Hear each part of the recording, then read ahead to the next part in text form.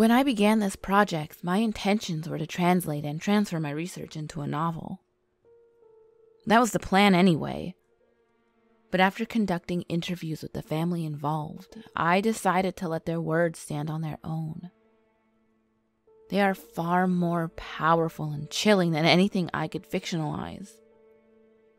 And to be perfectly honest, I just want to be done with this. I don't think I have the mental stamina to turn these horrific revelations into a novel. What follows is a transcript of the interviews I recorded of the 4 members of the Tenor family. This will be the first of 4 such releases. Do what you will with this, but be careful. Clair interview, October 12th, 2016. Please state your name and age. My name is Claire. I'm 14.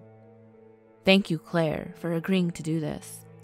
I know it must not be easy considering everything you went through. Yeah. If at any point you feel uncomfortable or wish to stop, please let me know and we'll end the interview, okay? All right. Are you ready to begin? I think so, yeah. Okay. Since you're the first one I'm questioning, would you mind describing your family? What was it like at home? Did you get along with your younger brother and parents? Things were fine before it all started. We all got along as much as the next family. We had fights and stuff, but who doesn't? Dad and Mom loved each other and worked hard to make sure my brother and I had good lives. I don't know. There really isn't anything special to say about us.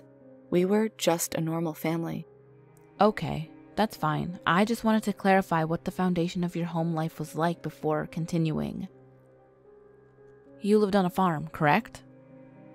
Yeah. Care to elaborate a little? Sorry, yeah.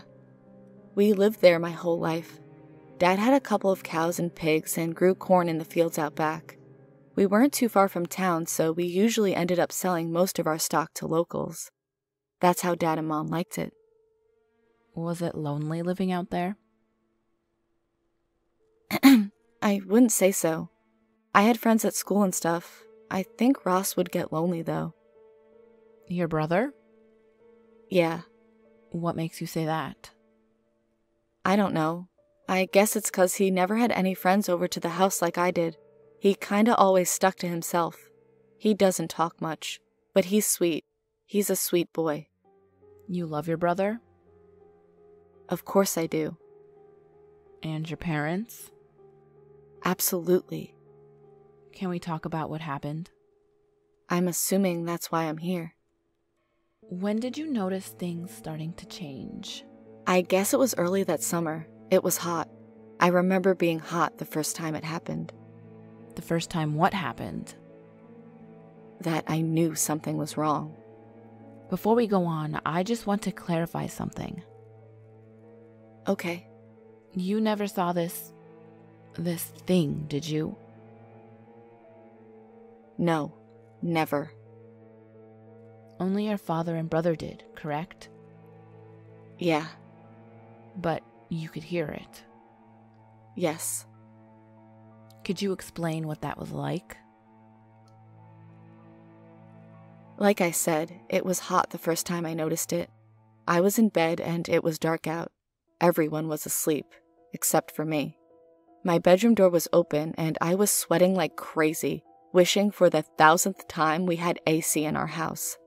I was lying above the covers and that's when I felt something. Something physical? No, it was just this feeling. This awful, heavy feeling. Like something had walked into the room. Something bad.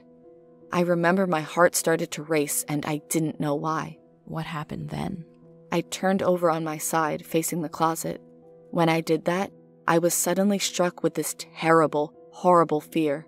It came at me from all sides and I knew it had something to do with that awful feeling, that energy that had entered the room.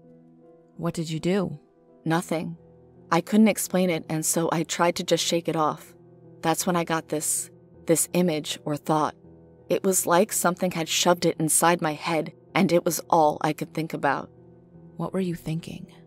That something was in the closet. Did you hear anything coming from the closet? No, but like I said, it was as if someone had crammed that idea into my head from the outside. Like something wanted me to know that. Did you investigate? I was too scared. I just lay there, staring at the door. God, I was so scared.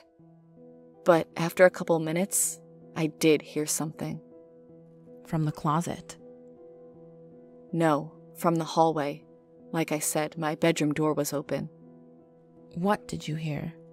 A voice. Something was saying my name very quietly over and over again. It was like someone was standing just outside the door, out of eyesight. Did it say something else to you?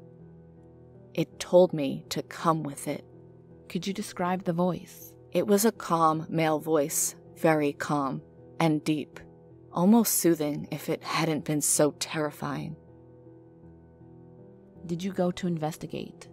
No, I stayed put, shaking in my bed. After a couple seconds, the voice stopped. When it stopped, the feeling went away. That awful feeling.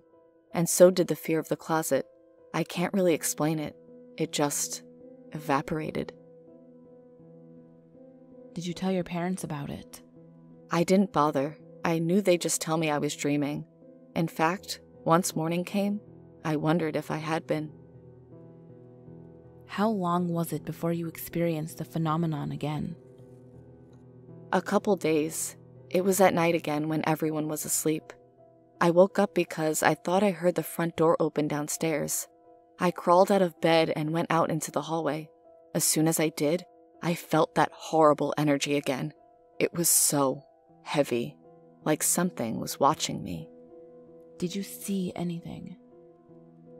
Yeah, the front door was wide open.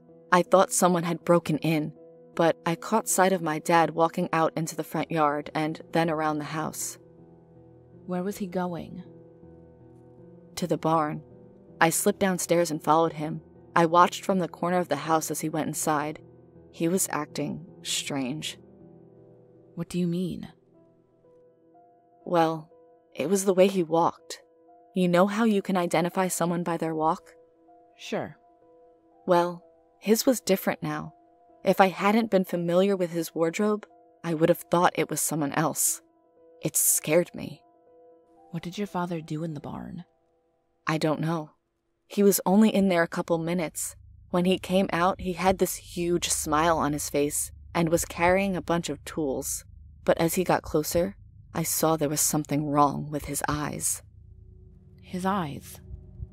Yeah, they were covered with something. Like a rag?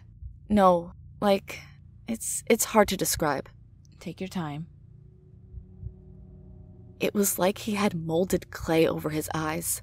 Blue clay. I don't know how he saw anything, but he walked all the way around to the other side of the house and straight into the cornfields. Did you follow him? No, something stopped me. What do you mean? I was about to go get my mom when I felt this. I felt something breathing against the back of my neck.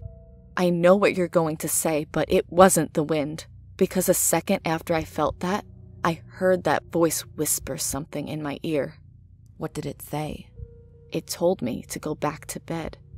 And did you? Yeah, I ran as fast as I could back upstairs. But when I reached the top of the stairs, I stopped. Ross was sitting cross-legged in front of his bedroom door, crying. I went to him and knelt down at his side. He was really upset. Did he say anything? Yeah. He looked up at me, his little face twisted with grief. He told me he was sorry. Sorry for what? I asked him. He just shook his head and buried his face in his hands. That's when I felt the energy again. That awful, heavy heat. I could feel it down the hall by the stairs, like it was coming towards us. Panicking, I picked Ross up and ran into his room. I slammed the door behind us and locked it. What was Ross doing during this? He just kept saying he was sorry and continued to weep. I pressed my back against the door and waited. My heart was racing. I didn't know what the hell was going on, just that something was in the hall, and it terrified me. Did anything else happen? I could feel the presence on the other side of the door, like it was pressed against the wood just like I was. I closed my eyes, and right as I did, I heard that voice again. It was muffled and so calm. So horribly calm. What did it say to you? Side note, at this point, Claire seemed to grow incredibly uncomfortable. She bit her lip and her eyes dropped to the table. She seemed reluctant to go on. Do we need to take a break? Yes. I don't think I can talk about this anymore today. Can you tell me what it said, and then we'll be done for the day? Is that okay? Okay. It told me to let Ross go. Let him go? Claire nodded and was growing sickeningly pale. Did Ross hear the voice? Yes. He started crying even harder. He said something to me. Yes? He told me that the voice on the other side of the door, he told me that its name was Clue. Author's note. It was clear that Claire wasn't going to be able to go on anymore. She stood up and wrapped her arms around herself and begged me to turn off the recorder. I complied and watched her leave. I was just as shaken as she was.